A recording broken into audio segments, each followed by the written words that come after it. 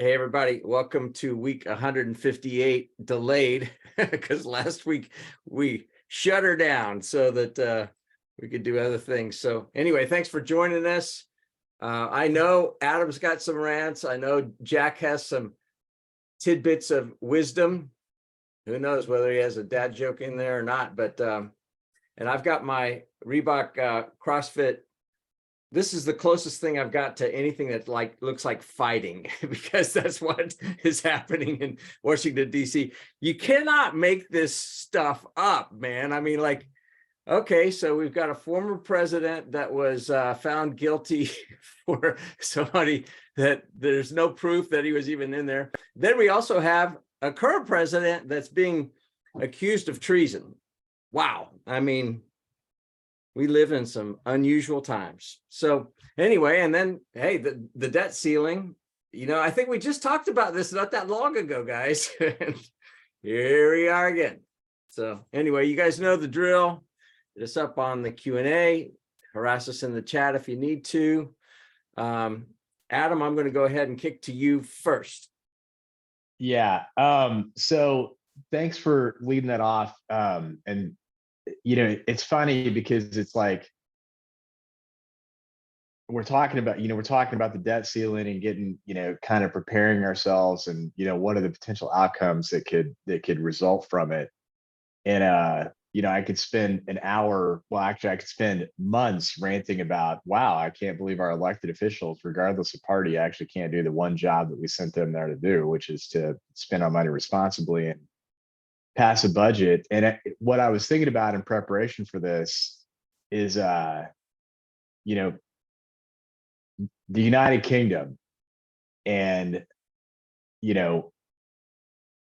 they had I'm really trying not to swear now, Gary, but I would love to say the word shit show. If I was swearing, like they had a if you're going to say it, if I was going to say the word shit, I would have described UK's, prime minister situation from Theresa May forward as a shit show. But then they get in this guy, Rishi Sunak, you know what they are? Drama free, and he's conservative, like he's part of the Conservative Party.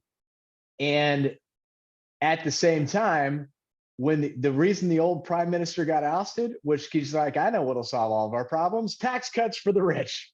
My only point in saying that is then, responsible people got together and said, look, this is going to have to be painful on all sides. And we're going to have to make some compromises on all sides to get ourselves to the current mess that we find ourselves in. So an uncompromising one side, you got to go, and they just, they ended up, the Conservative Party ended up replacing their own person, with someone who they felt was more responsible. So what you're not seeing on the news? The UK and drama. So I'm just like, oh my gosh, it's possible to have politics and drama. And I was also kind of thinking about, yeah, that's funny, Joe. What I was also thinking about in terms of, driving in here, and again, it's on all sides, but this whole budget negotiation, tax, got to be some spending cuts as part of the deal. I mean, if I was to use an example from your home life, Gary, it would be, Gary and Jennifer are sitting down to have a conversation, and Gary just got the credit card bill, and he's pissed off that Jennifer spent too much money at Target. So he has a solution, which he brings up to Jennifer, which is, you know what? Dang it. I'm not going to pay the mortgage until you stop spending money at Target. So let me say it again. I'm not going to pay our mortgage. Damn the consequences. Until you agree to stop spending money at Target. To which Jennifer says, first off, that's kind of crazy. But last time I checked, don't you buy a lot of dumb exercise equipment? So I'm happy to stop spending money at Target as long as we can have a conversation about the ridiculous money that you spend too, Gary. To which Gary says, Never. My stuff is important and yours is not. There will be no negotiation. And God forbid any of you guys talk about actually making some more money to afford the stuff that you spend money on. So it's like, it's like that's how I characterize this. Like if so, I applaud. Like I like that the Republicans have kind of tried to dumb it down into like, look, I mean, if you spend too much money on your credit cards, you'd have to start talking about your household budget. Yes, I would agree. I think the Democrats have not done a good job of like, even though it's true, explaining hey, these are racked up past debts, it's our responsibility to pay them. So it's like, okay, let's keep the household analogy going. That is like saying, I refuse to pay my mortgage payment and I will get my family thrown out of my house until we come together as a family and agree how we're going to spend less money. But by the way, it needs to be my way, not your way. It's like, this is just crazy. And then the other side said, no, I don't want to, all of my stuff's necessary. It's like, I have to spend that money at Target. I mean, you just don't understand that I have to spend the money at Target, Gary. Well, you don't understand. I have to buy the exercise equipment too. Think of all the grandkids that are going to not be taken care of because of all the crap that we buy at Target for them. I know. Yeah, I know. So it's like, it's just, it really is ridiculous and disingenuous. And it's like, grow up and let's I did not think that I would be saying this anytime soon, but can we be a little bit more like the UK right now? Drama free, responsible, and just accepting there's going to be some pain all the way around. So anywho, tirade complete. And I'm using my appropriate coffee mug today. Oh, there you go. Yeah. And Joe, my t-shirts didn't come from Target, and they came from Reebok when my son was a shoe designer at Reebok. Yeah. There were some perks of that one. Anyway. All right, Jack, give us a little legal history lesson in plain speak and what this whole debt ceiling really means, because there are lots of conjectures out there. Sure, absolutely. And as per usual, I like to go straight to the source. So, I snuck in over the fence Wikipedia? where the snipers can't see me on the roof of the White House. So yes. Otherwise known as Google, right? Okay. So a little bit of a diversion away from the debt ceiling for just a moment, because this has come up as well, which is this whole Title 42 and the crisis at the border, right? And so sharing a little bit of information, because it's there's a misconception that once the end of the day happens today and this law goes out of effect, that there is going to be this mass entrance into the U.S., a flood of people into the U.S., which is not accurate. I mean, there is likely going to be an increase in the number of people that at least attempt to cross the border, but it isn't as if we turned the switch completely off. And so let me share a few things. So Title 42 is something that came about during the pandemic, and it's something that had a sunset provision in it. And so it's no surprise that it's going to happen. It's just that because as we get closer to that sunset, then everybody starts panicking. The reaction is, as I said, they believe there's going to be, it's going to spur a significant increase in the number of migrants to cross into the U.S. I know what you're thinking is, why Title 42? Well, Title 42 of the Code of Federal Regulations is where the ability for the CDC to promulgate law regulations, and the actual section is the suspension. I feel like Cliff Clavin now, I'm going to do it anyway. Suspension of the right to introduce and prohibit the introduction of persons into the United States from designated foreign countries or places for public health purposes. So basically, it is taking authority given to protect the public health and use it as a weapon against illegal immigration, essentially. All right. So an interesting aspect of this is that one of the reasons for the increase in immigration into the US is that the coyotes who assist people coming over are using the confusion as misinformation and basically saying, hey, look, the border isn't guarded as much as it was. We know where it's not guarded, so we can now more easily get you across, which is not true. Okay. What is being removed or sunsetting is the legal ability to take someone who has made it across the border and push them back across the border to Mexico. So there's that. The administration is putting into effect various things to supplement their current efforts. It's called a 6-pillar plan, but they're sending more troops down there. They're bolstering some of the laws. They are doing things a little differently. So, for example, unaccompanied minor migrants are not going to be launched back across the border.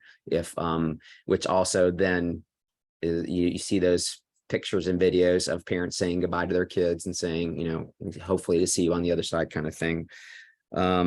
So that is just a little bit of background on Title 42, because that has come up, and it's not as huge a disaster as the media wants to sensationalize it. So, okay. So now let's talk about the debt ceiling. Hey, wait, hold on. Yep. Because Joe has a question regarding to this. He says, are we only talking about those attempting to enter the country legally versus those that are sneaking across? No, so this was the law was passed to make it easier for those who are crossing illegally for us to remove them from the country. Instead of doing things like, okay, well, we know you're hanging out in El Paso illegally, we're going to put you through the administrative process and then decide if we need to expulse you from the country, kind of thing. So it isn't. This is my understanding is this is not dealing with legal immigration. It is the illegal immigration that this is focused on, all of this hoopla about all of this. So, okay. All right, Debt cool. ceiling. What is it? It is the maximum amount of money Congress allows the federal government to borrow to cover its bills. Another misconception is that this is not money that is for future expenses. This is to cover things that we as a country, government, have already committed to. And so it was created during World War II in an effort to simplify borrowing. So what is the big deal? And I've seen various numbers as far as the impact if we were to default on this debt. I've seen numbers that gross domestic product would drop by 4% and more than 7 million workers would lose their jobs. Those are very broad statements. And so you'd have to dig down deep into what exactly does that mean? What kind of workers, what kind of, GNP, there's various aspects of that. So what does that really mean? So you hear these little sound bites in the news, which I think is creating confusion and misconceptions as to what it really is. Or what the impact would be.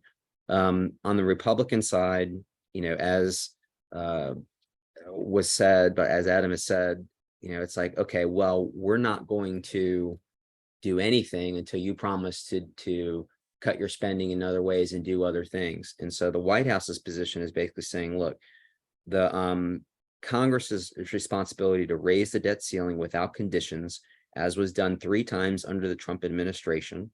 There's other statistics about how many times this has actually happened, and it's more than a few, in the tens, that has happened over the course of history. So there is a lot of discussion going on behind me and across the way in the Capitol building. And so, we'll see what happens, but everybody's kind of staying fast to their position. So what are some other possibilities that you may have heard of? So getting an extension and kicking the can down the road to probably September, which is when budgets, federal budgets and everything else, that's all that process starts ramping up. the minority leader Democrats are saying, yeah, not a good idea. Let's deal with it now. We have to deal with it now. You've heard talk about the 14th Amendment, right? Okay, so the 14th Amendment became part of the Constitution after the Civil War, and it states that the validity of the public debt of the United States, as authorized by law, shall not be questioned. So there's discussion on the Democratic side to say, well, what that means is, or should be interpreted as, the ability of the executive branch to make sure that that statement remains true, which is that if we go into default, then our credit worthiness is in question, and therefore he has to do something about it, or has the power to do that.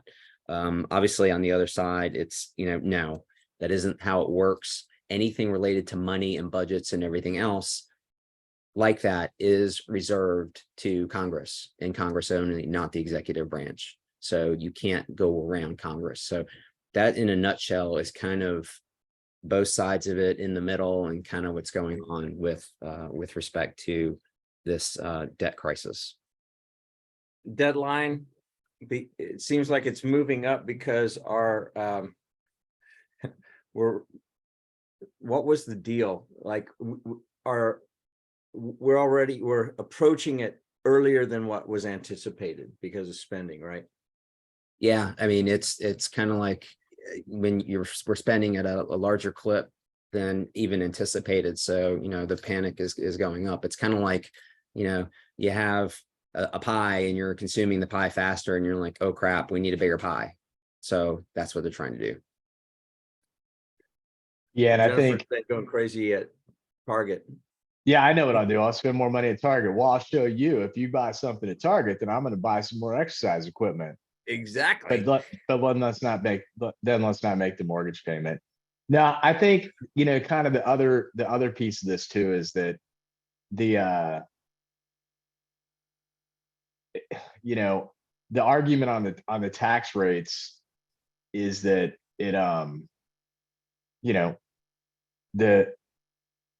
the Republican position is, hey, we'll make it up on volume. If we lower prices, we'll sell more and we'll make it up on volume.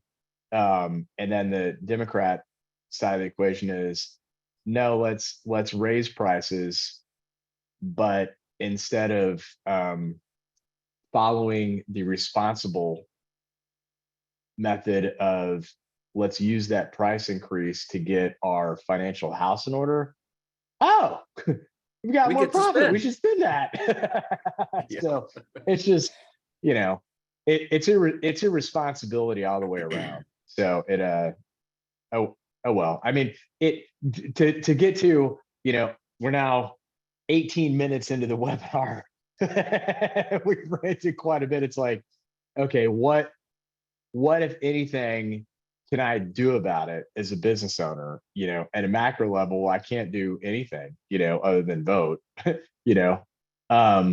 Worrying about it. I watched Bridge of Spies the other night with Tom Hanks, which is really good. And it's about a Russian spy that gets caught, and it's kind of the first hostage exchange that happens. But the Russian spy had the best line ever that I've tried to live as kind of my mantra, which is, Tom Hanks like, aren't you worried, to the spy guy? He became friendly with the spy. It's like, aren't you worried? Aren't you worried? And the spy says, would worrying do me any good?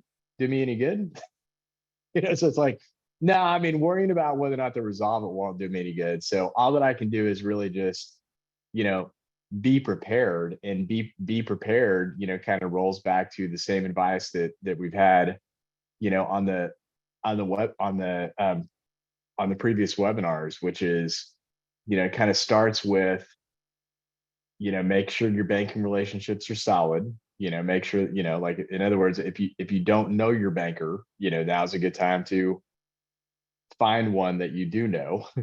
If you do know your banker, like, hey, I know their name, now's a good time to kind of meet with them and maybe, suss them out, see what's going on,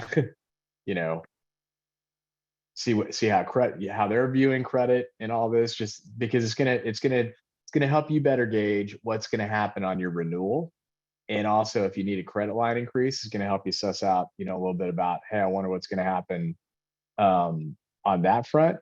And then thirdly, I think you have to make the assumption that you will not have access to credit, and that if you do get access to credit, that is a bonus, but instead make the assumption that you are not going to get access to credit, and you're going to have to figure out to fund whatever you need to fund on your own, which makes you just, you got what we should be doing as a United States government, you should be doing with your company, which is, examine the budget, figure out where you can cut some expenses if you need to cut them, shore up your financial health, figure out how you can generate some cash and just start slowly building up, whatever war chest is gonna help you out in terms of if you did experience a dip, now's a good time. We talked about scenario modeling at the beginning of the pandemic, hey, what would happen if the business went down by 25 or 30%? I couldn't see it being that bad necessarily, but modeling out, 5 or 10% decrease, probably a pretty good idea, so that, maybe it does not happen. But if it does happen, instead of like, oh my God, Jennifer, you need to stop going to Target, you're like, man, we already know what to do. You don't go to Target, Jennifer. Yep, I know. We already agreed I won't go to Target anymore. Okay, I'll stop buying the exercise equipment. Got it. Now let's pay the mortgage. Happy household, That's right. As soon as you do that. That's right. That's right. Yeah, I love your analogy, because that makes it that simple. The challenge is, I was talking with an entrepreneur this week. He's 30 years old. Speaking of financial house in order, he has a company called Spendly, and it's a brilliant thing where basically he is taking businesses, like privately held businesses, helping them in some cases reduce some of their financial fees by up to 85%, marrying them with the big corporates, the ADPs of the world and some of the big banks, et cetera, where they're almost doing the lending tree, fighting for your whether it's payroll or whether it's your credit card processing or whatever. Very cool. And he started his first company at Denison when he was in college, and he's selling it. I think he's doing quite well, but he's humble, but he's like, man, and he's self-funded. And we were talking about this whole notion of, those that take VC money, it's mad money. It's not somebody else's. Yeah, we're going to have to give an account to them. But there's a whole lot of difference between somebody that's self-funded, where they know I'm eating beanie weenies or I'm eating ramen noodles in order to make payroll, versus, oh yeah, filet mignon for everybody. It's on, because that is how our government officials are treating our money, quite frankly. They don't feel the pain. But I think, that's one of the reasons I love working with privately held businesses, because we don't live by those rules. It's very real when you put your name on a signature, like the bank can claw back or whatever, and we don't have those options. It's interesting. So yeah, that's right. I mean, the theoret, like, it's funny because if you were to say, let's carry that banking analogy going forward, is that if we, the U.S. taxpayers, are the commercial lender, right?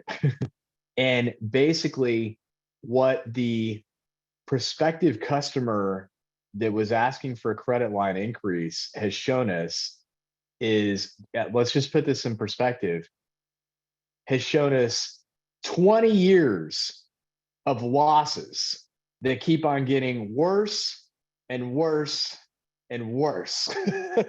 Like every year the loss is getting deeper and deeper and deeper. And they're like, no, management, we totally got this. Like we got this. We got this figured out, just leave us in charge. At some point you would say, you do not have this. No. You do not have this figured out. and I'm not going to give you any more money. So I mean, it's the right argument to be having. It's just the wrong, in my opinion, the wrong method about going about it. But no business would, you know, would get a credit increase if those were the facts presented. Exactly. I think part of the problem too is, and I'm going to continue the Gary Jennifer analogy, that so imagine this She's loving this perspective. analogy. I'm just telling you. Good. Yeah, he's gonna record this is like, see, they you know. Well, she's Yeah, gonna I like mean- even more, because I'm gonna put forth an argument that really bolsters her position and not yours. So Great. so here's the analysis, or the analogy, is that, okay, Target versus exercise equipment. Isn't it true, Gary, that, do you really need that exercise equipment? And I understand that everybody needs, we each feel like we need what we need, but isn't it true that, exercise equipment, I mean, I see pavement outside that you can go running on. I see hills you can go up and down. I can go buy you a little bit of equipment to do some weightlifting, that kind of thing. Oh, how about your body weight? How about doing some push-ups and sit-ups? And, isn't that good enough rather than spending that money? But, my spending is important because, we could eat beanie weenies, but have you seen the chemical composition of what the preservatives are in that? So I think we need to spend a little extra money to get a better product that's more healthy, because that is, a priority. Is the health of our family and of our bodies is a priority. And yes, I understand that exercise and proper exercise is also important, but you have more reasonable and less expensive ways to get to the end result, which is being healthy. And that's I actually agree the with problem. that. Okay, but that's the I problem, actually- is that everybody Throw- has a way of getting around the other side's position, right? Throw on the other side of that too. And by the way, Gary, maybe if you spent just slightly less time exercising, which has given you almost zero diminishing marginal returns, maybe you could have made a few more freaking sales calls and earned a little bit more money. Yeah, Now we're getting to the next level. The stress of it all. Gary is like literally never going to do this webinar again after this job. It's like, this kind of sucks ass. Yes. Or he's never going to give you Well- permission, because before we got on, it was like, oh yeah. And so Adam offered to do it on himself. And then Gary's like, no, that's fine. You can talk about us. Yeah, this was I'm about to fair be the game. Adam Julie scenario instead of the Gary Jennifer scenario. He volunteered. I'm laughing just because I don't spend money on exercise equipment. I work out outside all the Yeah, I time, know. and I'm way ahead of my sales goal, so I'm not worried about that. Hey, so Papa Joe has asked a couple questions. This is interesting. I think I know the answer to this. Where is California going to get the money to pay for reparations? Well, I don't see where they could get it anywhere but from taxes. yeah.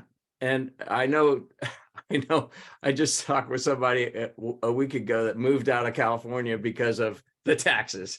And that is a real deal.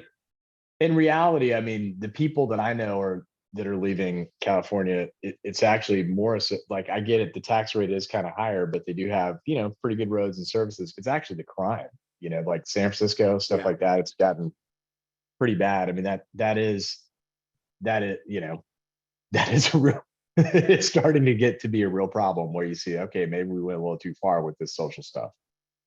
Yeah, that's actually the thing that forced them out. They didn't feel safe anymore. Right. San Francisco, LA in particular, but I mean, think about it. Simple thing. Yeah. Law and order. If you gotta start with the basics. If you want chaos in your family, don't have any rules and let the kids do whatever the heck they want to do. And pretty soon your house will be trashed and you will have a total mess on your hands. Oh, this is good from Robert. How do we get Jack, Adam, and Gary to be involved with the debt negotiations in DC? Perhaps we would then have a positive outcome. The problem is we don't speak gobbledygook, and we aren't being paid off. I watched enough elections to determine that we are unelectable. Yes. Yeah, I and I'm wouldn't already subject losing my myself to hair that. at a fast enough rate. I don't need to lose it any Yeah. faster than it's already happening with more additional stress. So, Right. yeah. It's not worth it. It's not worth it. So Papa Joe, going back to Title 42, could be related to the potty mouth, according to Robert. Yeah. Yeah, that could be true too. How many immigrants have come into the country during the Biden administration from Papa Joe? Well, I found one according to Yahoo Finance, but this goes back to October 25, so it's low, 5.5 million. Yeah, I think It's the crazy. general stats on that is it really there hasn't been too much, like it may have increased, but it hasn't increased like exponentially as portrayed, meaning like it's been consistently bad and there have not been times of good. And it's funny, like there's another stats out there. I'll get this direction wrong, but they were like the immigration people were actually mad at Obama for too many deportations. So it's like Right. it's never, and it's funny because there's I don't know if anybody enjoys listening to Malcolm Gladwell's revisionist history. He's got a good one because he's always counter, hey, here's what you think is true, but then I did some more research and found out that it's not true. He's got a funny one, a very interesting one that's called fences do not make good neighbors. And basically what they did is they correlated the statistics of not he's like, all right, so you start off with the premise that the people coming into the US is actually the wrong thing to look at. The right thing to look at is the people that come into the US to stay. And he said, prior to there being the first border wall erected, which I want to say was under might have been under Reagan or it might have been under the first Bush presidency, but prior to the whole we got to shut the border, close the border, kind of that mantra going.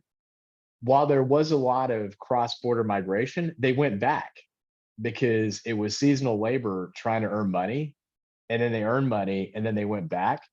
And it was actually after the erection of the first wall, the people ironically started staying more. So it's just it's just funny, that it's like, okay, that's very interesting that something that was going for one consequence ended up creating like the psychological fear of, well, crap, they're they're putting a wall up, I better get in there and stay. While I can. Which is exactly what's happening now, to Jack's point. Ah, crap, man, they're going to start cracking down on this stuff, I better get in there and stay. Instead of I could come across anytime, I could wait a little bit, whatever. So it's funny that a lot of times these have like the reverse incentive of what the intended consequence is. Anyway, at least according to Malcolm Gladwell's research. It's a good podcast if you guys get a chance to listen to it. So, a couple things on the numbers. First, it depends on who you're asking, because you can manipulate the numbers. So, for example, those seeking asylum that are crossing the U.S.-Mexico border, if they've come from a different country and have a different country through Mexico and come up, supposedly they are not going to be welcomed in and are not truly a legitimate asylum seeker. So do you extract that number from the total number? And then in the question actually that was asked, it's like, what are the immigration numbers? Well, is that illegal or legal immigration as well? So and I just illegal. Yeah, and I assume that's what that was the intent of the question. But I want to show you guys too. Thought this was interesting. Can you see the map? This is the current map of Arizona. Yeah, Arizona and New Mexico. Oh, and then you can see the key down there. So as you know, Adam was saying, you know, parts of the wall were built, have been up for a while now. That's the yellow parts. The red parts would have been built in the past, you know, 3 to 4 years or so. Vehicle fencing, and then parts that are severely damaged. And you will notice that there is nothing in some places. I assume that those are very difficult places to attempt to cross, or maybe impossible to cross. But you'll note that most of the orange was near towards El Paso and in that way of crossing. So relatively new building up of the wall. Again, another Cliff Clavin fact, but I just happened to be looking at that after you said, you know, when was the wall really, you know, parts of the wall built? So Yeah. Yeah, no, I mean that sort of makes the point that, you know, build a wall that actually helped to create a crisis, because people are like, crap, if I don't get in now, I'm never gonna get in. You know. yeah, and I heard that on the radio this morning. There were some Yeah. people that were interviewed that said, okay, I got to get over before May 11th, Yeah. or else I'm screwed. Yeah. So It's like, oh my God, there's a storm's coming. Go to the grocery store, buy some bread and milk. You know, Yeah. it's gonna run out. That's So Charlotte. I'm not, and again, I don't mean that in the way of saying a wall's good or bad. It just, you know, it it didn't sort of like a lot of government policy, you know, oftentimes it does not incentivize the behavior that you think that it would incent. So, because, you know, people are people, you know. Well, and the reality is, I mean, yeah, this is the land of opportunity, and all the people that I've spoken to that have come here, a lot of immigrants from Cuba, from former Soviet bloc, especially when I was up in the Great White North of Cleveland.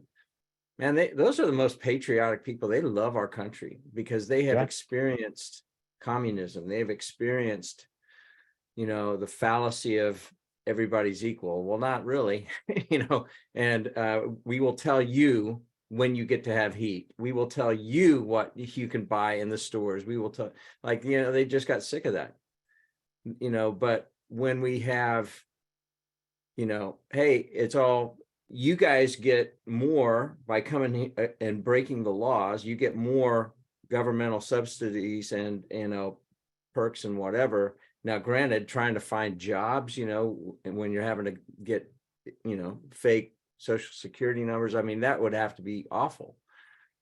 But the system is broken. Let's just face it. You know, this system is broken. You know, we need to get back to meritocracy where, you know, we've got a great employee that has been doing it the right way, and we're going to be missing him for a couple months this summer when he has to go back to Mexico to deal with some of this stuff. And you know, I thank goodness for Shoemaker and those guys been helping us. We want those kind of people here. I mean, he, like, you know, we've got some South Africans same way, where they've come here same way, but trying to get into the queue to do it is hard. Well, yeah, it actually, our experience actually highlights the brokenness of the system, in the sense that, you know, guy's been here for a while, student, and you would think that and has been employed, you think this would be easy. No, it's not easy. And it's like, it's seriously, it's like, it makes me want to, look, I'll just freaking pay you under the table, you know, stay here. You know, we need you. It's like, this is stupid. I mean, we haven't done that, you know. Yeah. You know, but it's like, it's ridiculous. You know, it is ridiculous. It's absolutely freaking ridiculous. It's like, you made it so freaking complicated to get here legally that, you know what, piss on you, I'm going to get here illegally. Right. You know, so it is ridiculous. Yeah, we need Anyway. good people like that, and we need to have, you know, if we enforce laws, you know, you know, it make a difference, because look at what happened in New York. And this is not a political statement. This was an observation of my first time in New York City before Rudy Giuliani. Subway murders. I saw people defecating in the streets, smelled it, saw open drug deals in Times Square. It terrified me. I was like, I never want to go back to this crazy place. And then after Giuliani gets in, he's like cracking down on people doing windshield washers, basically holding people hostage for money. He just cracked down on all that. And it was like night and day. No enforcement. Well, you probably wouldn't even have to have a wall if you just enforced the laws, like, hey, you cross there, you're going to have some hell to pay. I don't know. Yeah, it actually there's a Malcolm Gladwell podcast on that one too, Gary. But so fun side fact is that actually is a good policing policy, but the unintended consequence was, people in Goddard, Kansas. I'm making that up because you're familiar with Goddard, Kansas, but people in Goddard, Kansas read about New York, and they're like, oh, we're going to start doing this in Goddard, Kansas, and cracking down on everything. And it's like, well, we actually didn't have a bad crime rate. So in other words, it is a valid policing policy when there is a high crime rate. It's a crappy policing policy that leads to a lot of unintended consequences when there's not a problem that needs to be solved. But anyway, to back to the legal thing and try to carry it back to taxes. It's funny because we have a client that's going through an audit right now. And he didn't, he's just an entrepreneur, didn't know any better. And he wasn't a client when he did this. Otherwise we would have told him better. But he's got, he owns a construction company, and, I know Jack will be shocked to hear this, but oftentimes, the people that are willing to work really hard manual labor construction jobs are not always here legally. And the fact is they're hard working, trying to support their families, but there is a difference between legal residency, meaning like I have a legal right to actually be here in the country, versus legal when it comes to taxes, which I think ultimately, like when you hear the argument, it's like, well, they're not paying tax and they're using services. There's actually a process to be able to be here illegally, but pay taxes. You get an I-10, which is an international taxpayer identification number, which even if you are here illegally, you can get. And at that point, you're basically treated as and it's not, I don't, saying that all of a sudden, ICE is going to show up at your door because you did that, we would give the government way too much freaking credit to be able to put some crap together to figure that out. But it gives people the ability to actually do the right thing, which is pay people above board and have the people pay in taxes and, pay Social Security taxes. So I'm sitting here with the auditor, and it's like, what do we do? Because the guy actually paid the money. In this case, he didn't have anybody get I-10s. It's like, look, the guy really paid the money out. It's profit margin. There's no way the guy did $20 million with no labor. Like that. Like, can we just agree that that's not a possibility? But the auditor had a very good point, which is, well, right. And at the same time, there was no withholding or payroll tax. So I'm like, all right. I get as much as I don't like it, I guess I could agree that for being stupid, maybe that is an appropriate, price to pay, is that someone needed to have withholding taxes and payroll tax on it. If you didn't have the person fill out an I-10, then, you're gonna own it. And I don't know how it's going to be resolved, but it just,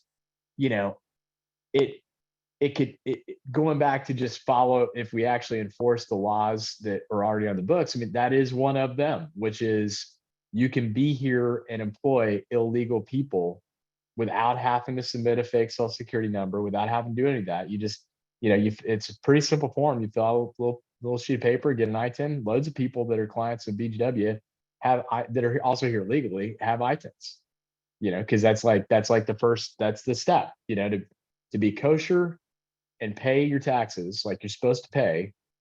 You got to get an I-10 if you don't have a green card and the ability to get a Social Security number. Well, this dovetails into Bruce's question, which is for each of the panelists, what's your past and current experience with the H-1B process? What do you think about the reduction in number annually? I think it's been reduced from 110,000 to 65,000 at present time.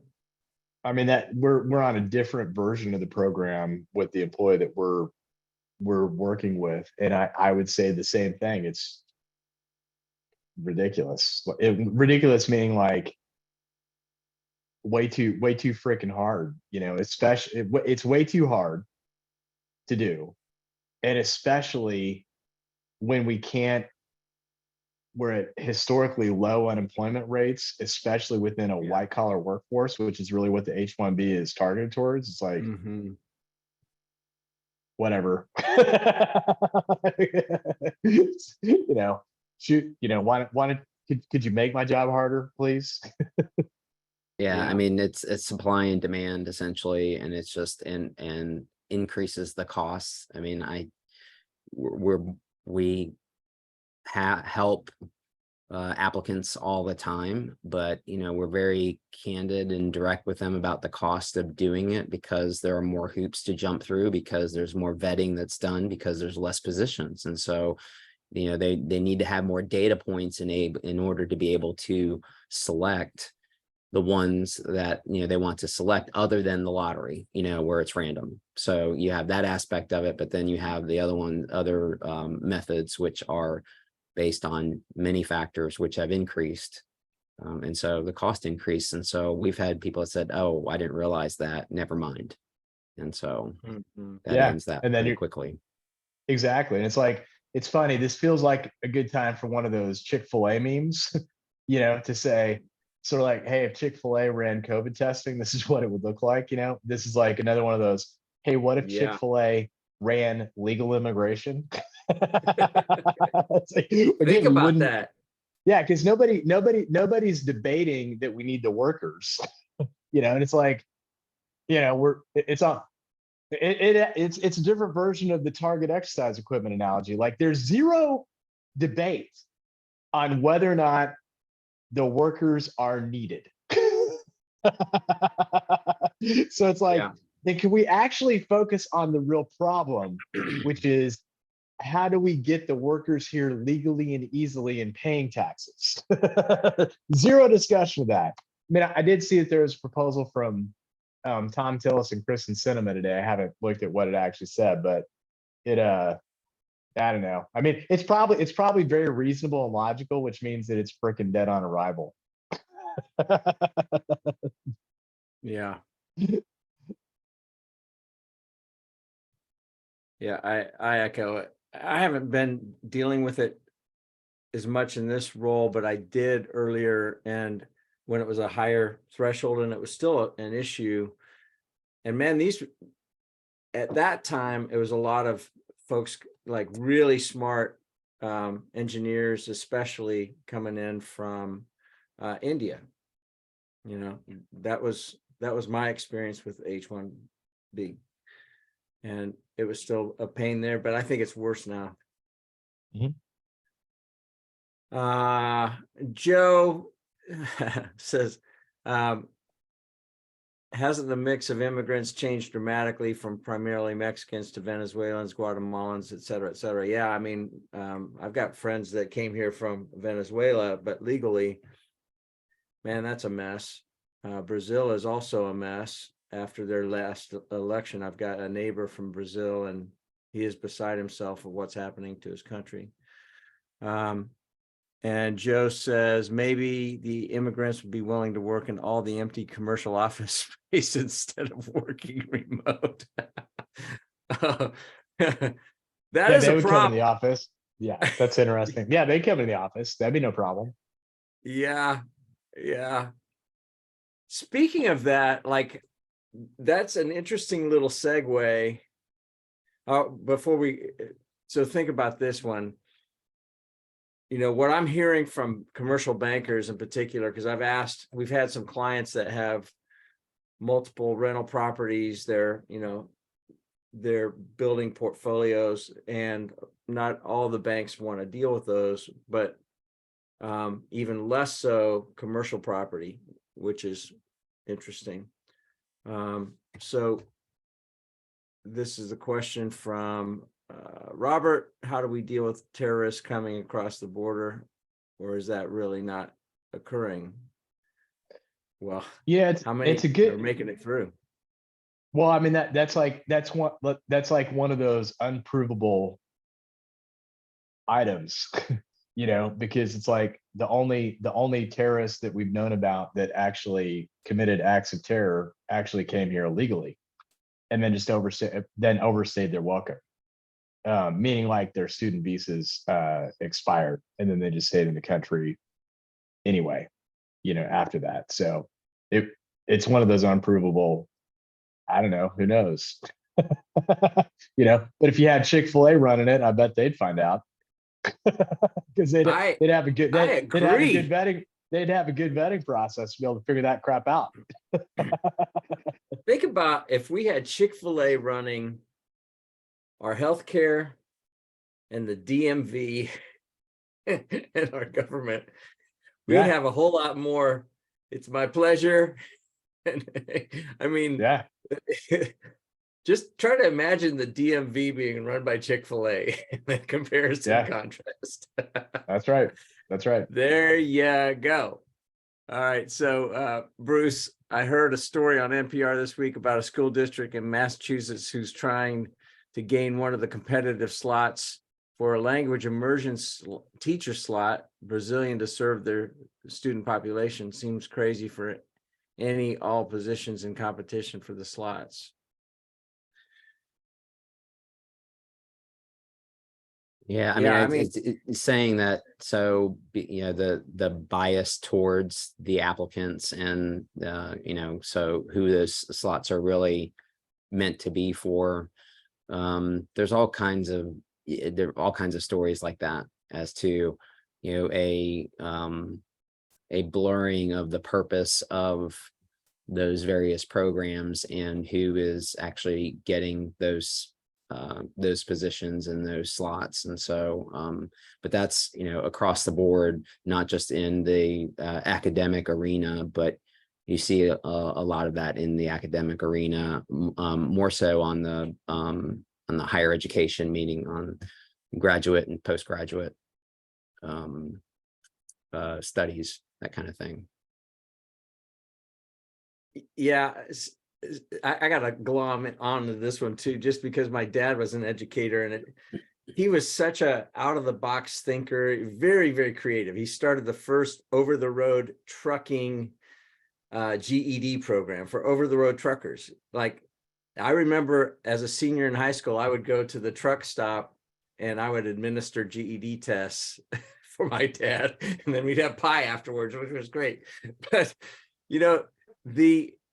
what drove him crazy was tenure, because you had people that had, and it's kind of like we see it in unions where it's all about tenure, whatever. But when you're given tenure, unless you basically commit murder in the wide open public, you're untouchable.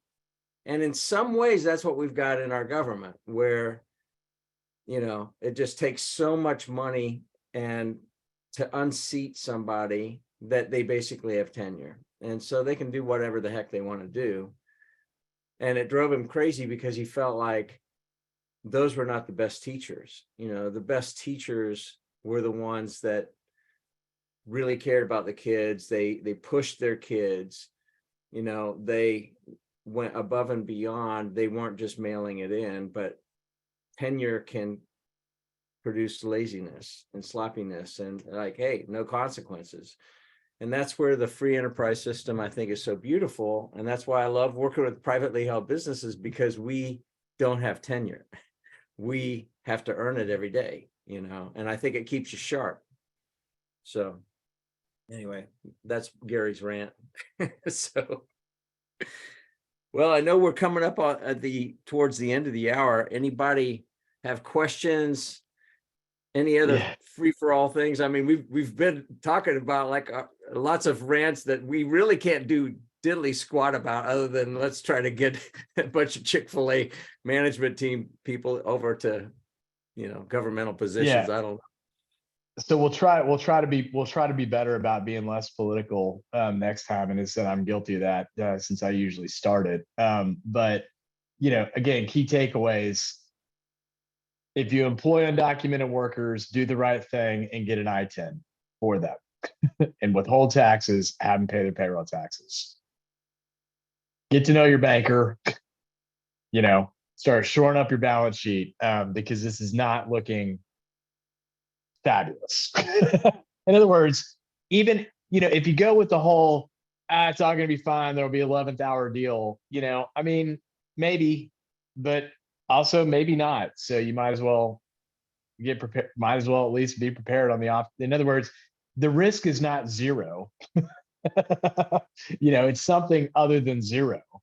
And the comparison points that I've heard is this will be real similar to what happened after Congress failed to pass the first TARP bailout, which was, then they got there like 3 days later, like, oh, that didn't, that didn't look good. So let's go ahead and pass something.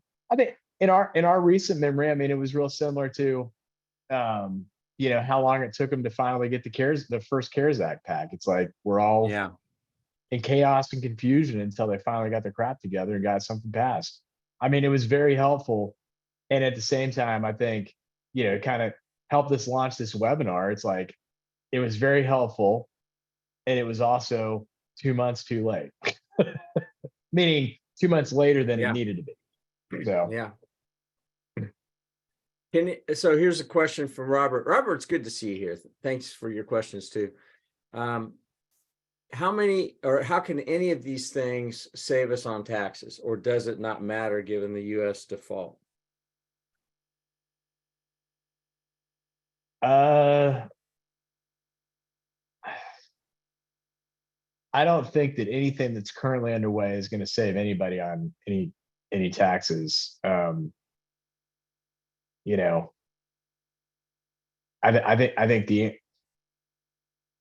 think the answer, could be, I don't know. Yeah, I don't see a scenario where taxes are going to be saved on this one. I think there's an attempt in rhetoric on that, but I don't know if the end result will end up there. So I agree that, the focus is on, it's always spend more or cut, depending on who's in positions of power and negotiating back and forth, because, you cut in one place, you're going to spend another. I mean, that's why we have a debt. And we keep having to increase the ceiling, is because we cannot pay our bills as we said we were going to with the money we said we had. And so let's borrow more so we can pay our current bills. Like I said at the beginning, it's not about future bills. It's about paying current bills that we have already obligated ourselves to. And so that's another matter of perspective, which is, okay, make a promise not to spend as much down the road, and then we'll agree to increase the amount to pay the bills now. So, so it's not even, we're not talking about apples to apples necessarily. And I think that nuance gets missed in the analysis when, us ordinary folk are talking about it. Yeah. And I to put it in context, it's like, going back to the beginning of the webinar in terms of, well, the UK sure seems like they're acting like adults and pretty responsible. It's like, yeah, it sucks, but honestly, we'd stop. In other words, it sucks, but to put it in context, we would not be having this discussion anymore if on the spending side, they agree. Like, I like when McCain ran, I thought he had a very sensible proposal, which was, let's do something where we cap, like, unless there's a freaking crisis or a war that we specifically vote on, let's actually cap the amount that we can increase in spending. That good proposal. Love John McCain. And then on the revenue side, you raise the Social Security age for people like me and Jack, raise the rate a point or two,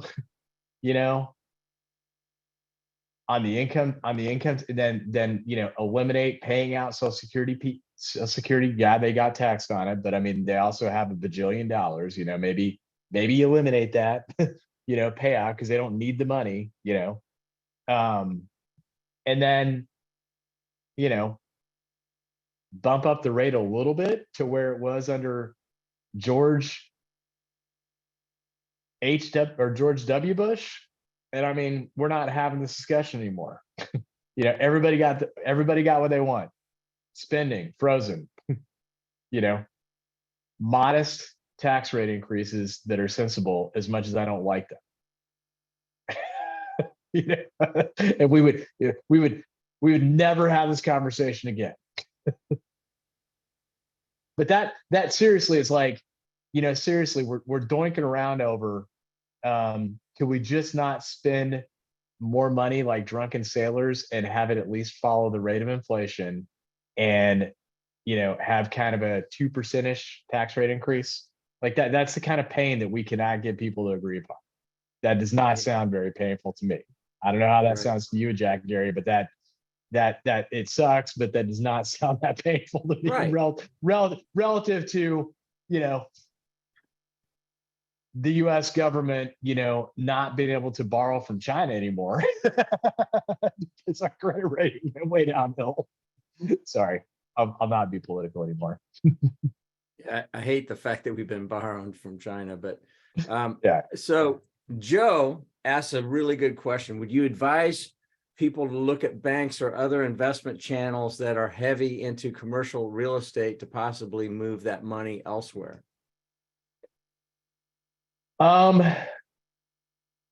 It's a good question. I can't remember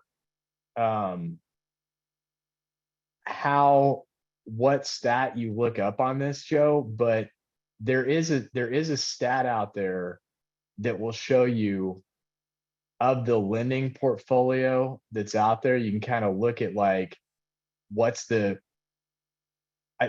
would end up looking at is kind of the loan to funded deposit ratio, and there's a healthy ratio of loans to funded deposits.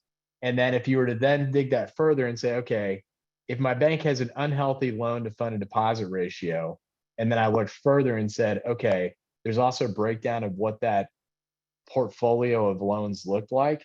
If that was heavily weighted towards commercial real estate, you might think, these guys may be a little bit on the risky side, because there could be some defaults, that are coming. It's like our building now that I'm currently sitting in is about to go to a 50% vacancy rate, just based on having a couple big tenants that are moving out, and I don't see how they're going to get people to take up that space that are the people that are moving out. This is a brand new building, effectively. Yeah, and it ain't cheap. Right. It was a lot better deal when you got into what, 7 years ago? Yeah, we got a smoking deal, relatively speaking. Seemed like a horrible deal at the time. It was almost urban pioneering, and now we're in the heart of Millennial Village. Yeah. So anyway, right. Great question. Great engagement from you guys. Thank you so much. Anybody that came on late, we'll put up on the BGW CPA YouTube channel, and I think Jack and those guys will do the same thing. I'll leave this one thing with you because Adam posted this to a bunch of us at BGW, and this 30-year-old entrepreneur that I was talking with yesterday had referenced some of this, but it was from Earl Nightingale's The Strangest Secret. And you get past the 1930s voice, the wisdom in this is timeless. I'm not kidding you. And it's timeless. So do yourself a treat and give yourself 35 minutes to listen to Earl Nightingale, The Strangest Secret on YouTube. All right. Jack, I'm surprised they let you onto the White House grounds without a tie, but I'm glad that they didn't shoot you. We're glad to have you around. Thank you. Look Yeah, good, I'm in buddy. the B section. See how far away I actually am. Usually they let true. the A people get closer, so it's all good. Yeah. Thank you, guys. Adam and Jack, thanks again. See you guys. All right. Bye-bye. See you guys. Bye.